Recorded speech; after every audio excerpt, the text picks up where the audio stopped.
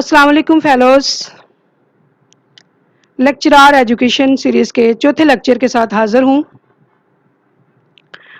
आज का हमारा लेक्चर आम रूटीन से हटकर है। लेक्चर पर बात करने से पहले मैं थोड़ा सा हवाला दूंगी अपने पिछले लेक्चर्स का और पंजाब पब्लिक सर्विस कमीशन के इम्तहानात के तरीक़ाकार का। आपने देखा होगा हमारी जो पिछली वीडियोज़ हैं उनमें इम्पोर्टेंट पॉइंट्स को डिस्क्राइब किया गया, उनकी डेट्स को, फाउंडर्स के नाम वगैरह। सब्जेक्टिव पार्ट को टच नहीं किया गया क्योंकि पंजाब पब्लिक सर्विस कमीशन का तरीका इम्तिहान ऑब्जेक्टिव टाइप होता है।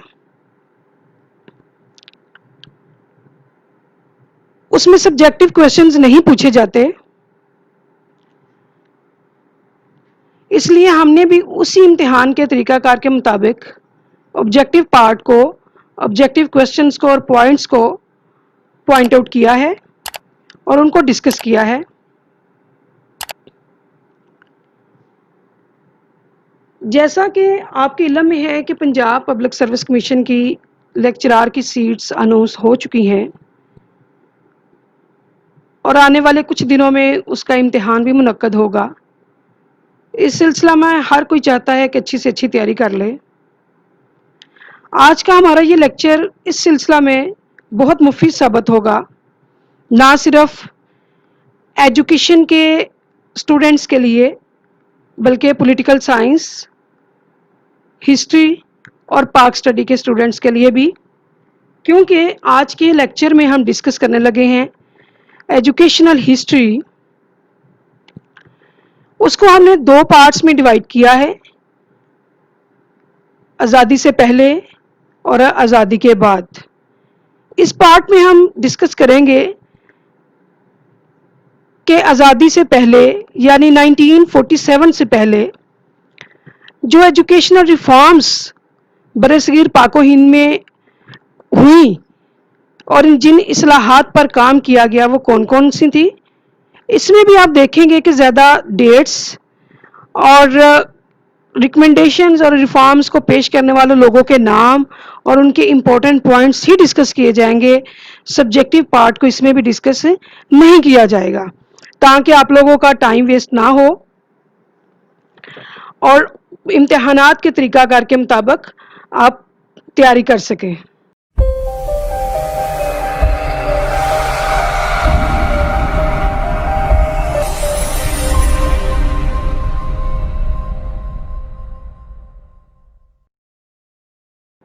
Welcome back students. स्टार्ट करते हैं अपने पहले लेक्चर को। लेक्चर के पार्ट 1 को प्री इंडिपेंडेंस एजुकेशन रिफॉर्म जो थी उनको देखते हैं। सबसे पहले चार्टर एक्ट है, उसके बाद लॉर्ड मैकाले रिपोर्ट है, वुड डिस्पैच, हंटर कमीशन, 5वें नंबर पर अलीगढ़ मूवमेंट है, फिर देवबंद मूवमेंट है, नदवा मूवमेंट है जिसको नदावतुल उलमा कहा जाता है, और उसके बाद जामिया मिलिया इस्लामिया है। अब हम इन पॉइंट्स को थोड़ा थोड़ा एलेबरेट कर लेते हैं, देख लेते हैं कि इसके अंदर क्या क्या इम्पोर्टेंट चीज़ें हैं, फीचर्स क्या हैं इनके, इसके इम्पैक्ट्स क्या हैं और इनको पेश किसने किया। सबसे पहले हमारे पास चार्टर एक्ट है। जैसा कि आप स्लाइड पर देख रहे हैं, इस पर दो डेट्स हैं, 1813 और 1833। एक्चुअली ये 1813 में charter act east India company ने पेश किया और इसको रीन्यू 1833 में किया गया। अब 1813 में इसके जो पॉइंट्स थे वो तकरीबन 1 लाख रुपया इन्होंने एजुकेशन के लिए में मुख्तस किया, जिसको इन्होंने इंडियन लिटरेचर को इम्प्रूव करने पे खर्च करना था और बरसगीर पाको हिंद के जो एजुकेटेड लोग थे उनको इनकरेज करना और साइंटिफिक नॉलेज को बरसगीर पाको हिंद में प्रमोट करना इनकी जिम्मेदारी में शामिल था। 10 साल तक इस पर अमल हुआ, मगर उसके बाद अगले जो 10 साल थे उस पर अमल नहीं हो सका, तो इसको 1833 में रीन्यू किया गया। नाम इसका चार्टर एक्ट ही रखा गया, 1833 रीन्यू।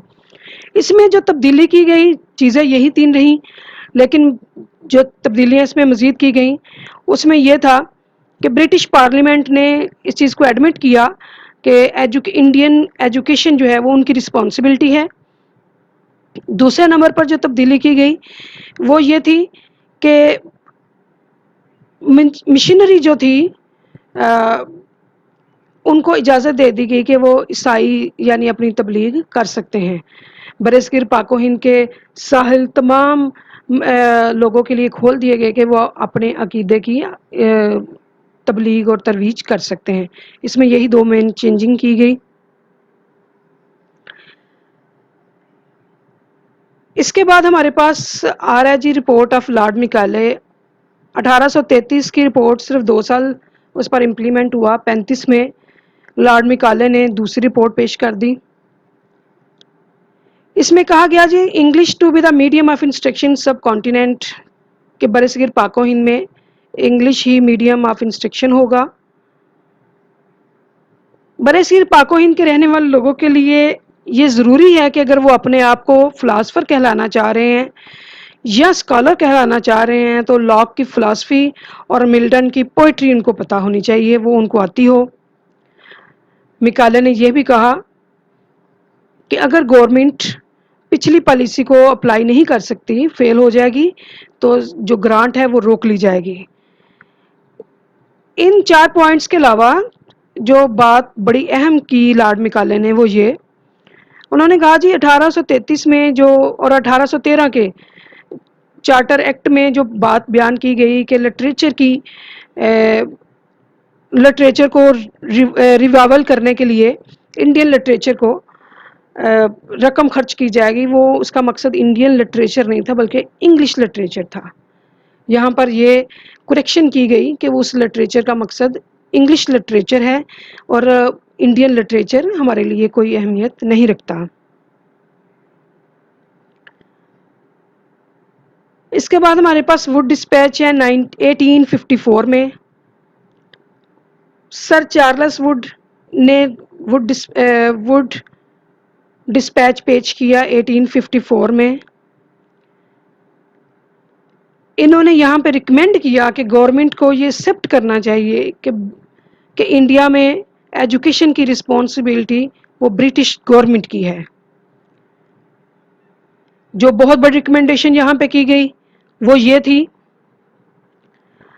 کہ office of the provincial board of control of education اس کو ختم کیا جائے اور اس کی جگہ پہ D P I office directorate of public instructor ان کا آفس قائم کر دیا جائے۔ اس ریکمنڈیشن پر عمل ہوا اور 1862 میں یہ ڈی پی آئی آفس قائم کر دیا گیا۔ انہوں نے ریکمینڈ کیا کہ 3 مین علاقے جو ہیں وہاں پہ بڑی یونیورسٹیز بننی چاہیے، مدراس میں، کلکتہ میں اور بمبے میں۔ یہاں پہ بھی medium of education should be English, یہی ریکمینڈ کیا گیا اور ریکمینڈ کیا گیا کہ نیو پبلک اسکول جو ہیں وہ اوپن کرنے چاہیے۔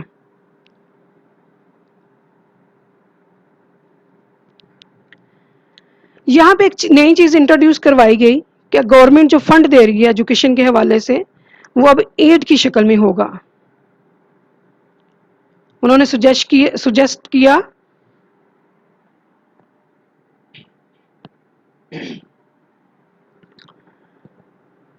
کہ ٹیچرز کے لیے ٹریننگ سسٹم لازمی ہونا چاہیے، اور یہ بھی کہا گیا کہ مسلم اور ویمن کے لیے ایجوکیشن لازم ہونی چاہیے اور گورنمنٹ کو نیوٹرل رہ کر ان کی تعلیم کا ارینج کرنا چاہیے۔ لا، میڈیسن اور سول انجینئرنگ کی تعلیم اور اس پروفیشن کی ٹریننگ کے لیے علیحدہ سے ادارے قائم کرنے چاہیے۔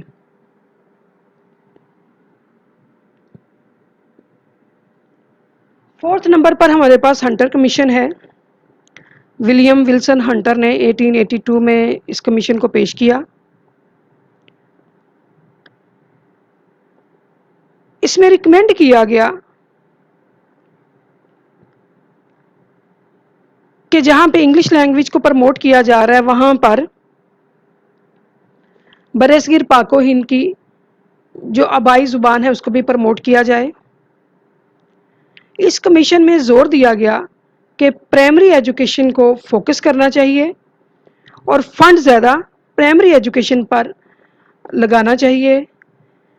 اس کمیشن میں یہ بھی سجیشن دی گئی کہ گورنمنٹ کے اداروں کے ساتھ ساتھ پرائیویٹ ادارے وہ قائم ہونے چاہیے جہاں پہ تعلیم کا بوجھ پرائیویٹ لوگ خود اٹھا سکیں۔ نارمل اسکول کھولنے چاہیے ٹیچرز کی ٹریننگ کے لیے۔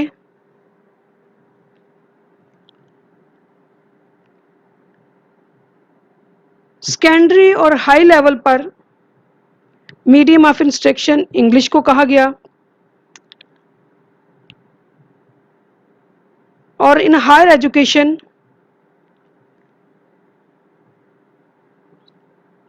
ایجوکیشن کے لیے ایسے انڈینز کو پریفر کیا جائے گا جن کے پاس یورپین یونیورسٹیز کی ڈگریز ہوں گی۔ یونیورسٹیز میں کریکلم کو بھی بہت وسیع کر دیا گیا۔ ہنٹر کمیشن میں ویمن کی اور بچوں کی ایجوکیشن پر بہت زیادہ فوکس کیا گیا، اور گورنمنٹ کو ایڈوائز کی گئی کہ وہ نیوٹرل رہے مذہب کے معاملات سے، اور اس ساری تعلیم کی رسپانسبلٹی وہ ڈی پی آئی آفس کے سپرد کر دی گئی کہ ڈی پی آئی آفس کی یہ ذمہ داری ہے کہ وہ ایجوکیشن کو مینٹین کرے۔ 1857 کی جنگ آزادی کے بعد مسلمانوں کی حالت انتہائی خراب ہو چکی تھی۔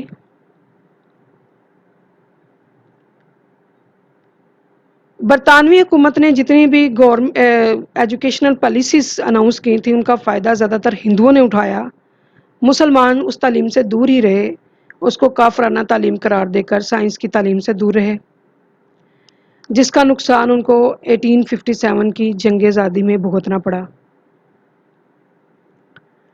اس جنگ کا سارا مدعا مسلمانوں پر ڈال دیا گیا۔ مسلمانوں اور انگریزوں کے درمیان اختلافات وسیع سے وسیع تر ہوتے چلے گئے۔ ایسی صورتحال میں سر سید احمد خان نے محسوس کیا کہ مسلمانوں کو سارے کام چھوڑ چھاڑ کے صرف تعلیم پر فوکس کرنا چاہیے تاکہ وہ ایجوکیشن کے حوالے سے میچور ہو سکیں، اور پھر ان میں سیاسی پختگی آئے، اور پھر وہ اپنے حقوق کے لیے جنگ لڑ سکیں۔ اس سلسلے میں سر سید احمد خان نے کچھ سٹیپس اٹھائے۔ اس میں پہلا سب سے مراد آباد میں اسکول قائم کیا 1859 میں، پھر غازی پور میں انہوں نے اسکول بنایا 1862 میں، غازی پور میں ہی 1863 میں سائنٹیفک سوسائٹی بنائی گئی، اور یہیں سے علی گڑھ انسٹیٹیوٹ گزٹ ایشو ہوا 1866 میں۔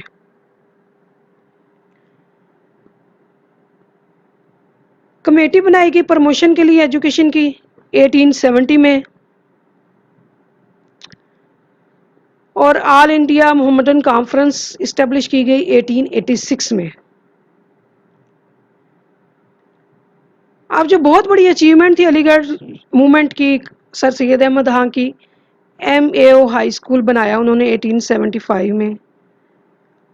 سر سید احمد خان کی کوششوں سے یہ ادارہ کالج بن گیا 1877 میں، اور 1921 میں اسی ادارے کو یونیورسٹی کا درجہ دے دیا گیا۔ یہ بہت بڑی اچیومنٹ تھی۔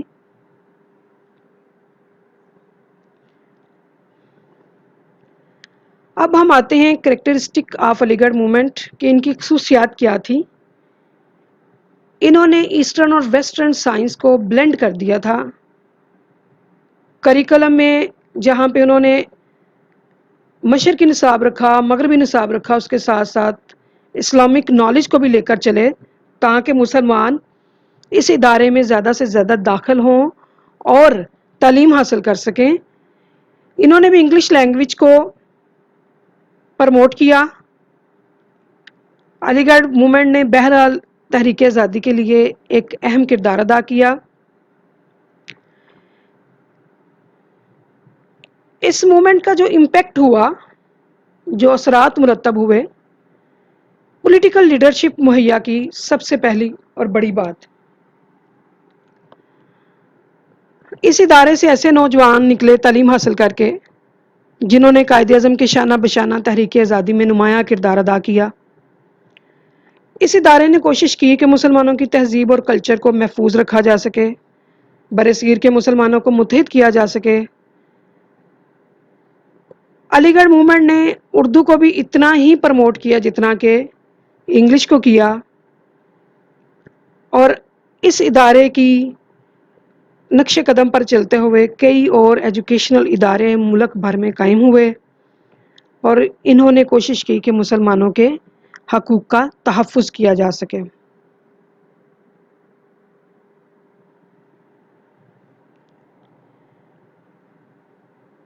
اس کے بعد ہمارے پاس ہے دیوبند موومنٹ، مولانا محمد قاسم، انہوں نے اسٹیبلش کیا 1866 میں اس ادارے کو۔ اس کے پیچھے جو بہت بڑی فورس تھی اس موومنٹ کے پیچھے، وہ ریوائول آف ریلیجیس اسپرٹ تھا۔ مذہب کو لے کر یہ چلنا چاہ رہے تھے، پریچنگ آف اسلام تھا اور اسلامک ہی کریکلم تھا۔ انہوں نے ٹوٹل اسلام کے حوالے سے بات کی اور اسی کے کریکلم کو لے کر چلے۔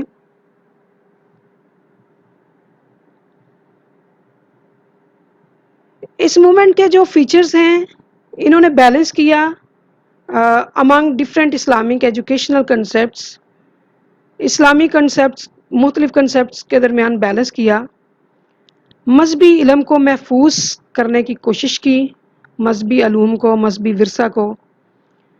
اسٹوڈنٹس کو آرٹ اینڈ کرافٹ کی ایجوکیشن دی گئی تاکہ وہ اپنے لیے خود روزگار حاصل کر سکیں۔ چونکہ یہ نان گورنمنٹ موومنٹ تھی، ٹوٹلی نان گورنمنٹ موومنٹ تھی، اس لیے یہاں پہ اسٹوڈنٹ اور ٹیچرز کو خود سے روزگار اور ذریعہ معاش حاصل کرنے کی طرف ترغیب دی گئی۔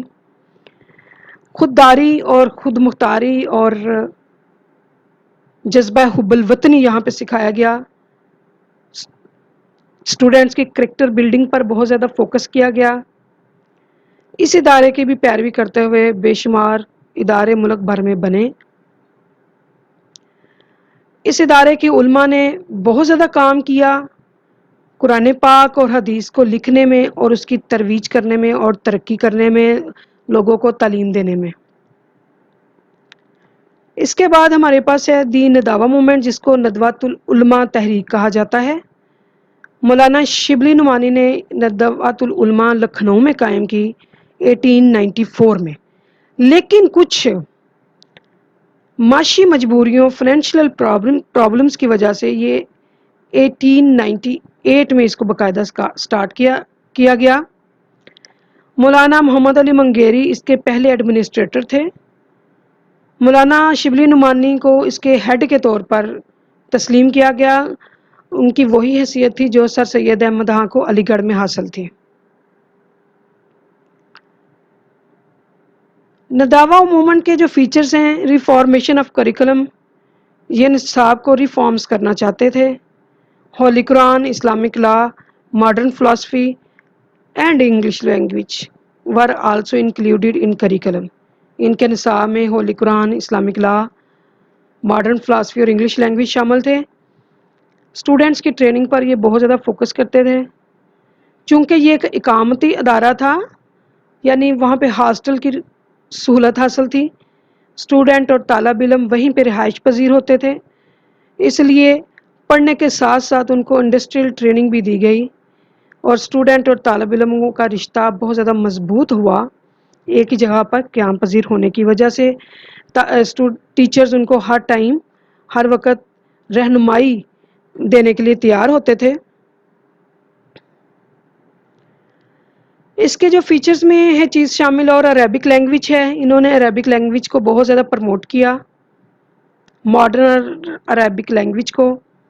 اس ادارے کے جو گریجویٹ لوگ تھے وہ ایکسپرٹ تھے عربی لکھنے میں اور اس کو پڑھنے میں۔ عربی کو اہمیت دینے کی وجہ سے اس ادارے کو عرب ممالک میں بہت زیادہ اپریشیٹ کیا گیا۔ تمام اسلامی دنیا میں ان کے تعلقات قائم ہوئے۔ انہوں نے اسلامی ریسرچ پر بہت فوکس کیا، اور مولانا شبلی نعمانی کا اپنا بہت بڑا کلیکشن تھا بکس کا، اور ان اداروں میں کتابیں بہت وفر مقدار میں موجود تھیں۔ اس کی ایک بہت بڑی وجہ کہ ان کے طالب علم خود سے کتابیں لکھتے تھے ریسرچ کرنے کے بعد۔ اس کا جو امپیکٹ ہوا کہ اس ادارے نے ایک بہت بڑی ٹیم تیار کی جنہوں نے ہسٹری، بایوگرافی، لٹریچر اور جرنلزم میں نمایاں کردار ادا کیا۔ اس ادارے کی سروسز کو نہ صرف ملکی سطح پر بلکہ پورے ساؤتھ ایشیا میں مانا گیا اور سراہا گیا۔ مولانا شبلی کی شخصیت نے 20ویں صدی کے مسلمانوں پر بہت زیادہ گہرے اثرات مرتب کیے۔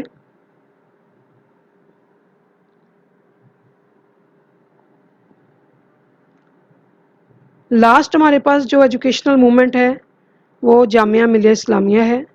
مولانا محمد علی جوہر نے جامعہ ملیہ اسلامیہ کو 1925 میں دہلی میں قائم کیا۔ اس کے جو آبجیکٹیوز تھے وہ they try to effect a compromise and correlation between the religious and modern science۔ مذہبی اور جدید سائنس کو یہ ساتھ ساتھ لے کر چلنا چاہتے تھے۔ اس پرپس کے لیے جامعہ میں قرآنی علم اور انڈسٹریل سکل دونوں سکھائی گئیں۔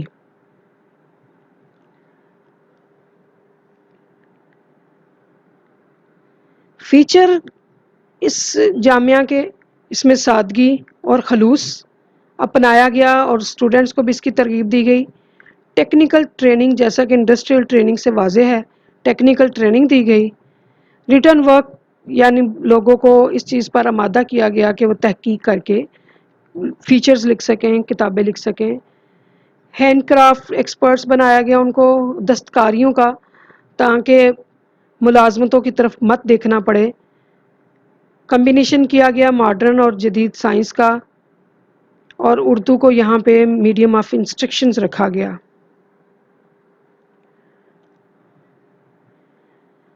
تو اسٹوڈینٹس، یہ تھا آج کا ہمارا لیکچر۔ امید ہے آپ نے اس سے بہت کچھ سیکھا ہوگا۔ دوبارہ میں ایک بات دہراتی چلی چلوں کہ اس میں بھی آپ نے دیکھا زیادہ ڈیٹس اور امپورٹنٹ فیچرز ہی ڈسکس کیے گئے ہیں۔ پنجاب پبلک سروس کمیشن کے امتحانی نقطہ نظر کے مطابق سبجیکٹیو پارٹ کو ڈسکس نہیں کیا گیا تاکہ آپ لوگوں کی اچھی تیاری ہو سکے آبجیکٹیو ٹائپ پیپر کی۔ اگر آپ کو میری یہ ویڈیو اچھی لگی ہے تو میرے چینل کو سبسکرائب کر دیجیے اور بیل آئیکن کو بھی ضرور دبا دیں تاکہ آنے والی یوزفل ویڈیوز آپ کو بر وقت مل سکیں۔ انشاءاللہ جلد حاضر ہوں گی اسی لیکچر کے پارٹ 2 کے ساتھ۔ تب تک کے لیے اللہ حافظ۔